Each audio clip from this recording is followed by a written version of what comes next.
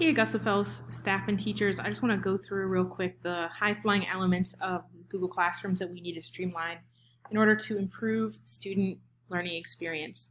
The first thing is a lot of people have a lot of different things in this banner in these classes.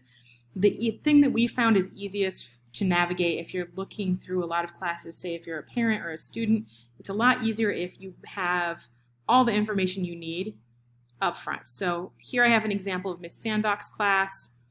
All right. In her class is AP Language and Composition with Miss Sandok. She has the period and the time in there. That's what we want to see.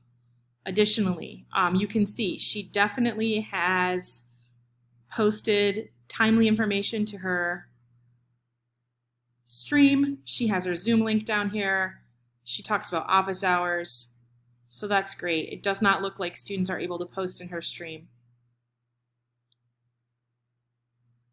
Next, she has the right amount of topics. So as of right now, you should have your class Zoom meeting link.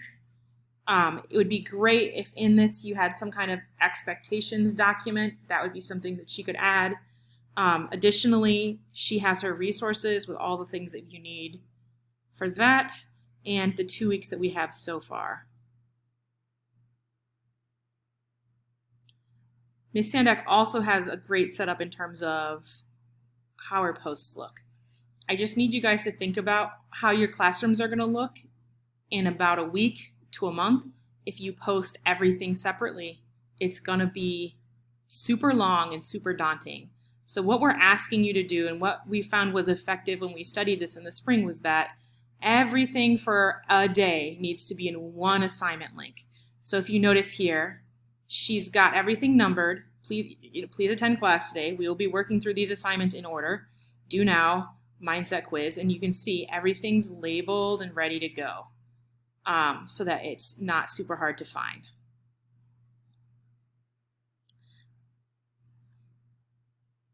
Lastly, you hit that grade portion, it should not total out your grades. You should not see a final grade in your Google Classroom. It should be in your Infinite Campus.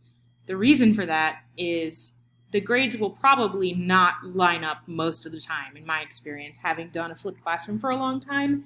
And you need one gradebook to be the gradebook of record, and that gradebook will be Infinite Campus. So you definitely should use Google Classroom to make sure you're marking classwork turned in, and you can give feedback via Google Classroom. All of that is great, and I suggest you do it.